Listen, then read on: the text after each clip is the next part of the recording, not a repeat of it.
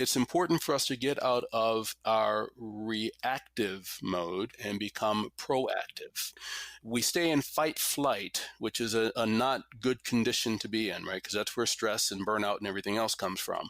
We want to get out of that and into a productive and proactive mode, doing the things that we do. Again, building those new routines, recognizing that we are going to emerge into a new normal.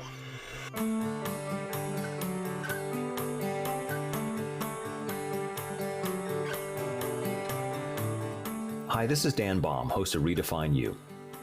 Thanks for joining us as we continue our series exploring how we redefine in the face of a pandemic. Today we're joined by a familiar voice from Season 1. Dr. Phil Terry Smith serves our community in a number of roles. He's a sociologist, an assistant dean, and an officer with the Maryland Defense Force. Dr. Phil is here to tell us about his experiences during some of our nation's most challenging crises, and how we can find balance between being informed and prepared and caring for ourselves to move forward in a world battling a pandemic.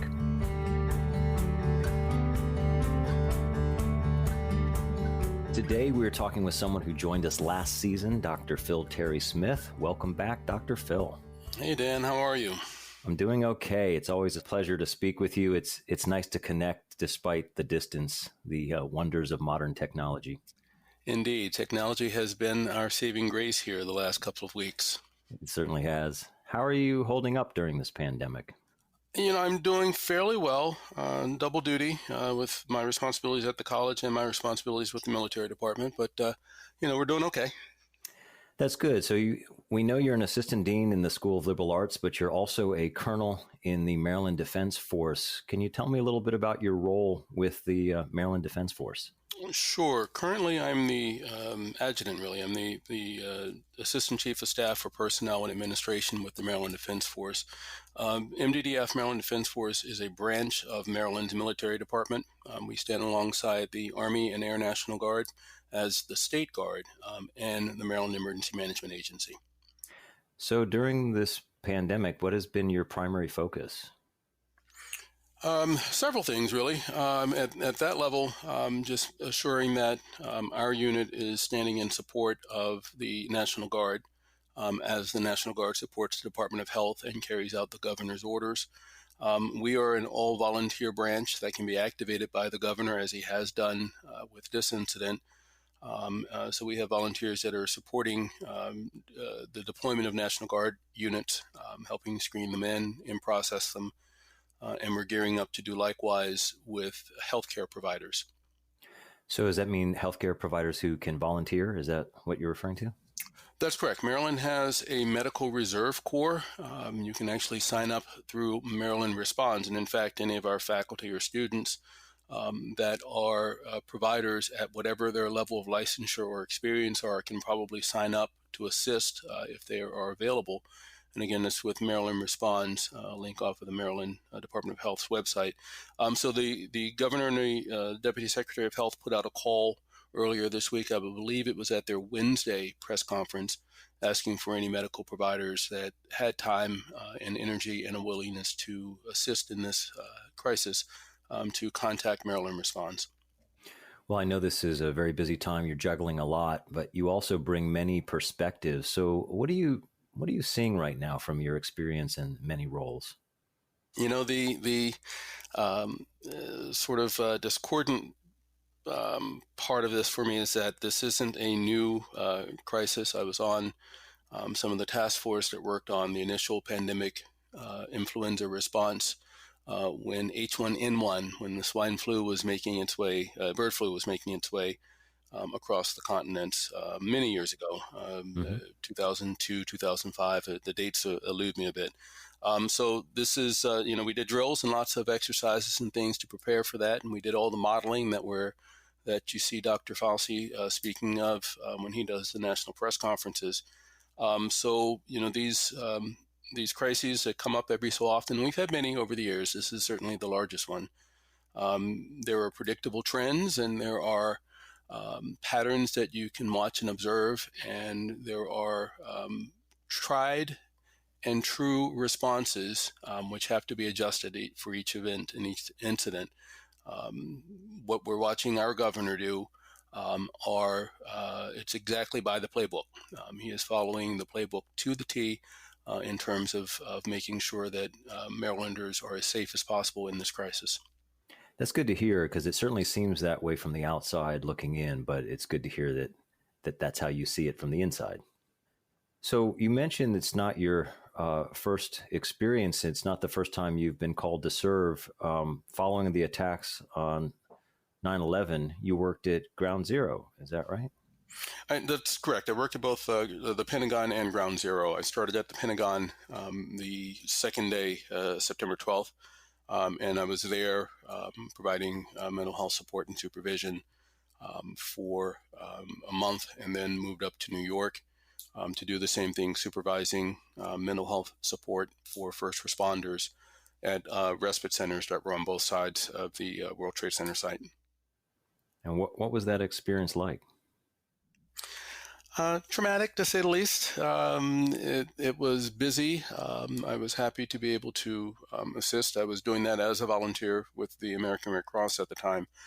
And it was nice to be able to provide support and comfort to folks, that both the families that had lost loved ones and to military members, including some of the top generals at the Pentagon who were responding and had also lost staff members and folks on their team. The memorial services that happened at both the Pentagon and the World Trade Center. It was nice to be able to be part of the emotional support team for both the providers that were there and the family members that came in. Yeah. So it was trying times under very trying circumstances, but I was happy to be able to do my part. Sure. That's amazing. So for different reasons, these are trying times. Does the Maryland Defense Force, is that part of what you do as well, is providing that mental health for workers or perhaps even families who have loved ones who are affected by the virus? That's actually what got me involved with the Defense Force, was Okay. bringing that expertise and my emergency response expertise to the table. That's not my role now. I'm not with the medical and behavioral health unit anymore. I'm in the command structure now, being an assistant to the general, as it were, and to the general's chief of staff. But those skills come rushing back. They're never far from my pocket, and being responsible for personnel and administration, those skills come in very handy in helping my team and the entire Defense Force and National Guard members that I'm in contact with cope well with this crisis. So your experience during 9/11, what were some of the lessons learned that might apply to this current situation?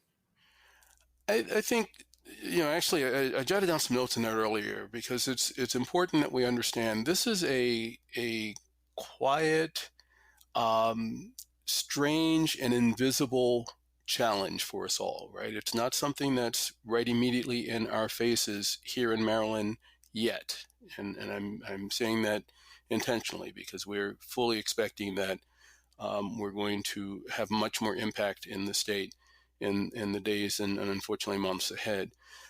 So all of those responses that we would typically get in a crisis, one that we see and can feel as viscerally as we did with 9/11, they're still there for all of us, but they're lingering in the background. Mm-hmm. We're not seeing, I'll use the phrase shock and awe, unless we're watching daily news feeds and we're seeing what's happening in New York or we're seeing what happened in Italy. Mm-hmm. And we haven't had sort of that personal touch here in Maryland yet for most of us, Mm-hmm. that will trigger an entire different set of responses for us. So I've likened this to a flood, like in the Midwest floods every spring, and we know it's coming, and you see the water rising, and you do everything you can to prevent. And it doesn't really strike you until you're 2 feet deep in water, and you realize that it has in fact impacted you. And this is sort of a slow rising flood in that regard. And my caution to folks is that we be mindful that there is more to come with this, and that we need to be taking care of ourselves as we move through this process. Yeah, for most of us who haven't experienced a flood, as you're describing, that analogy is pretty powerful.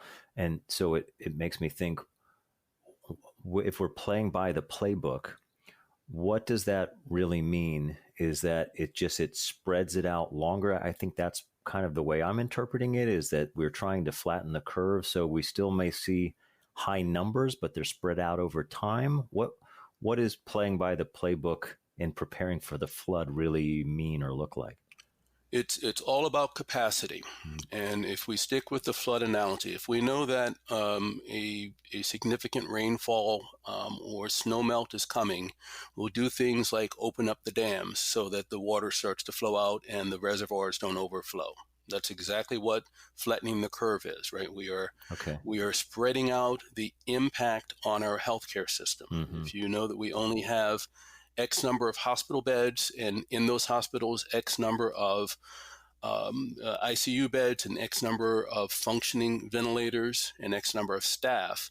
If that becomes overwhelmed, if it floods too quickly, the system can't compensate and can't adjust itself. But if we slow that down to a trickle and we slow down the flow and increase capacity, now we've mitigated a crisis. We're still busy and it's still a crisis, and folks are still becoming ill. Some, unfortunately, will still perish, but it's not a surge that completely overwhelms the system and then shuts it down. And you said in preparing for it, we have to take care of ourselves. So how do you do that? What are you focusing on personally? A couple of things. All of our routines have been disrupted, and we're all also trying to continue to function in circumstances that are very different and very challenging. Everyone's had to learn new technology literally in days, if not minutes. Right. Right.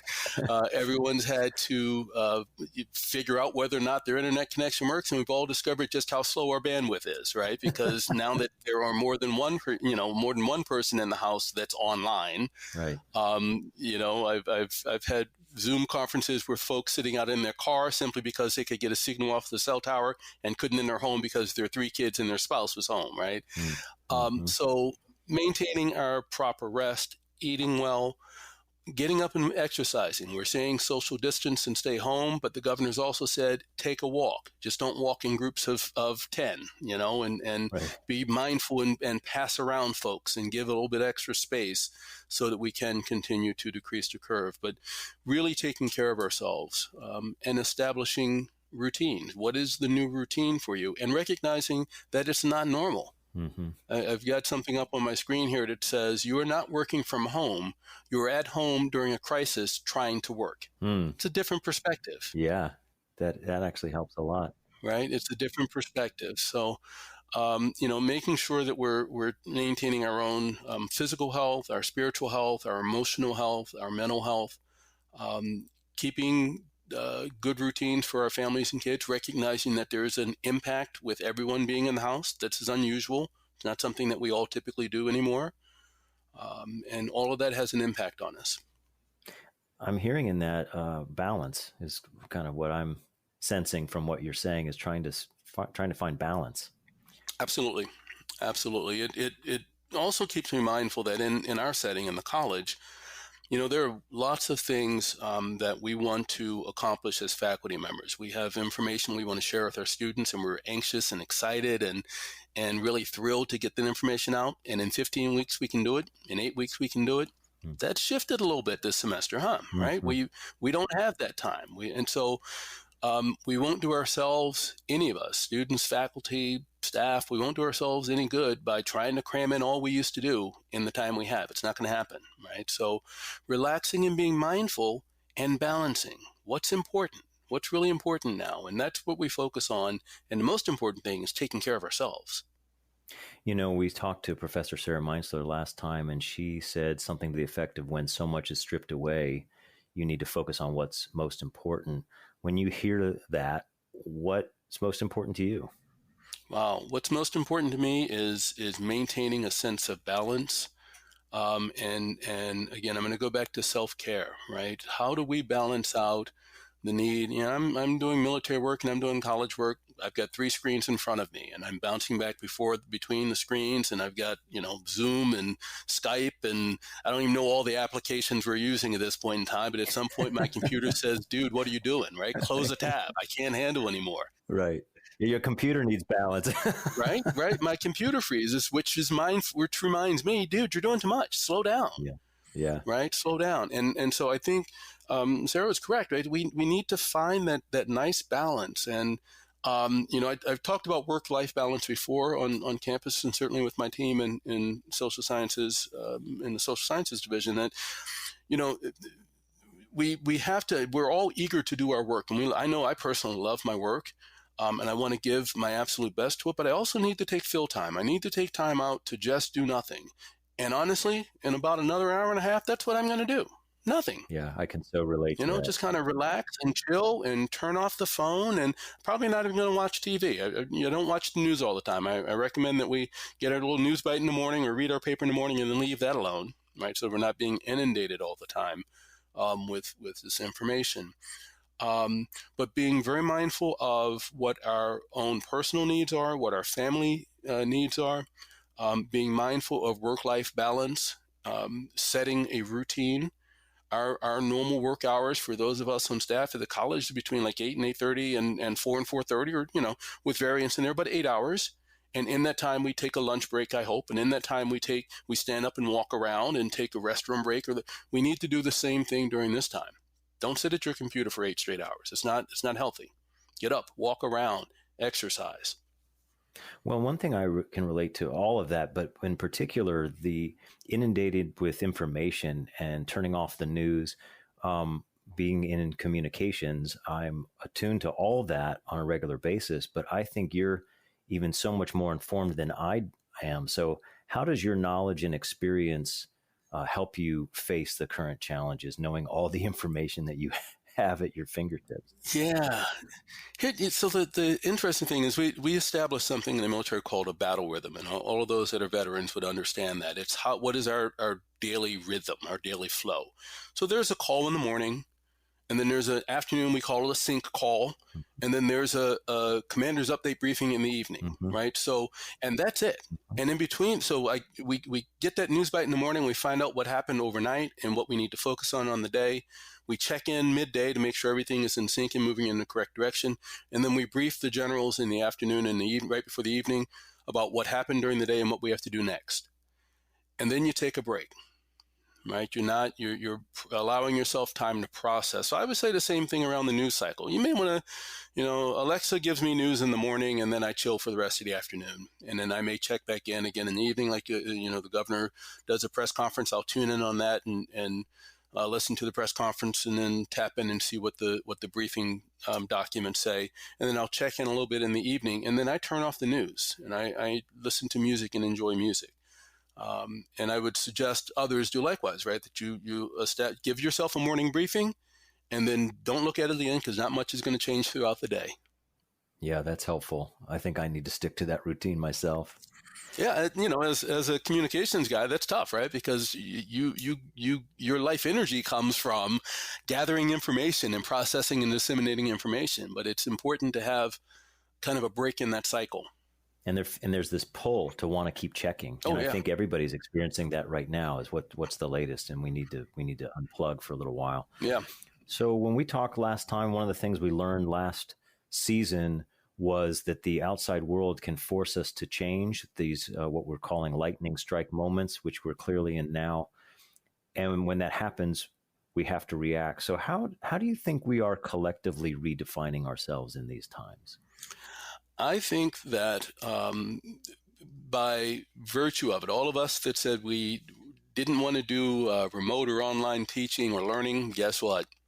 So lightning struck and we had no option, right? So now we're all learning and doing this together and doing it to the best of our abilities. And that would be my message to our faculty and to our students. We're going to do this together to the best of our abilities. And out of this, we will redefine ourselves and redefine what is Arundel Community College in that notion of greatness that we are. We already know we got a great institution, right? So now we have an opportunity to seize this moment, this lightning strike moment that you alluded to, and coming out on the other end as better students, better faculty, better staff, better institution, more equipped and more resilient.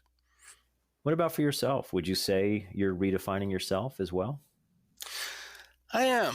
I didn't think I would be doing this level of work in this type of crisis again before I retire my boots, as it were. But here we are, right? Here we are again, and I found myself, reconnecting with folks that I've been doing this work with for well over 20, 25 years now. I just had a conversation with the director of the emergency response unit with the Department of Health. Very good friend of mine. We worked together in the National Capital Region for years. So we reconnected this morning on right before a conference call. Didn't really expect myself to be in this spot again, doing this type of work. And it's old hat, right? It comes right back to me, and I just pulled out my thumb drive that had all the plans and things on it, and started sharing information. I'm also happy to have been able to work with our school administration and the president and her vice president, just sharing insights that I had from outside of the college environment to help inform their decision making. And then quietly slipping back to my role as assistant dean as they made those decisions and disseminated them throughout the college. But it felt good to be able to offer that level of assistance in the tough decisions that they had to make about where the college needed to go. Well, I know that was hugely helpful to them. Just hearing you talk about dusting off old plans, for so many of us, this is brand new. But for you to say, this is what we plan for, this is what we prepare for, this is what we do, that must be comforting to them. Yeah. And, talking about that notion of redefining, mm-hmm. that's the piece I would share with everyone. This is an opportunity for us all to think, just as 9/11 was, just as Hurricane Katrina, all of the large national catastrophes, if you were, it's an opportunity for us to rethink what we're doing, why we're doing it, and how we can do it better and safer, and how we can be better prepared for these unknown but inevitable incidents in our lives. I would say for any of us, I firmly believe, and I said this the last time we chatted, Dan, in lifelong learning, right? What is it that I can learn now that will guide me as I move forward in my life? And what new things can I pick up? And what better place to do it than in an educational institution, right? We should all be excited about this opportunity to learn some new things and to grow in different ways. For people who are struggling with that idea, because I absolutely agree with everything you're saying, but some people may be a little resistant right now. What advice do you have for them to get over that hurdle? Try it. Try something new, right? Because otherwise we stay in this stuck place, and we get ourselves, we stress ourselves out. And I'm not talking about taking on additional burdens and stress and extra classes. I'm not talking about any of that. I'm just talking about opening yourself up to new opportunities and seizing opportunities to learn something new. If that's a class, that's great, right? That's an awesome way to learn something new. But we grow when we take the current and see the opportunities to move forward with it, not when we get lost or absorbed in those moments. And I think this is a great opportunity for that, right? For us all to sort of take this moment and think about, what can I do to better myself? What can I do to better my community? What can I do to better my state, our college? We're at one of those seminal moments. And I would encourage folks to think about that and to reflect on, I love our mantra, Redefine You, right? How do you redefine yourself in this very challenging, in this very stressful time? But we can. We're resilient people, and we can do that. Absolutely. Well, I know you're so busy and you're not slowing down, but I really appreciate you taking the time to chat and bring your perspectives. Thank you so much. Absolutely. It's my pleasure. And I'm hoping everyone is going to take very good care of themselves, and we will see each other again on the flip side of this.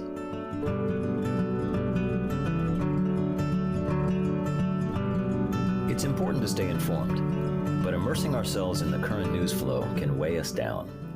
It's hard not to feel stuck in the heaviness of the moment. Dr. Phil advises developing our own form of battle rhythm to stay up to date without becoming overwhelmed. He also suggests we use this time to spot new opportunities for moving forward.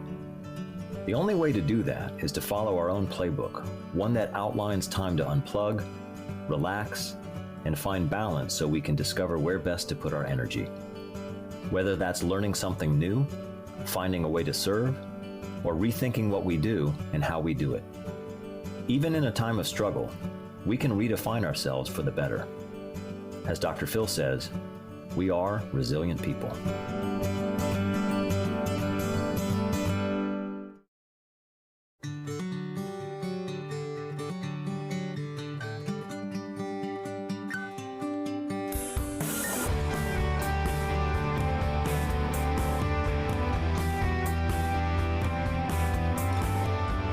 Redefine U is a production of Arundel Community College. Our executive producer is Allison Baumbush, our producer is Jeremiah Pravat, and our writer, Amy Carr Willard. Others who helped with this podcast include Angie Hamlet, Alicia Renahan, and Ben Pierce. Special thanks to Dr. Phil Terry Smith.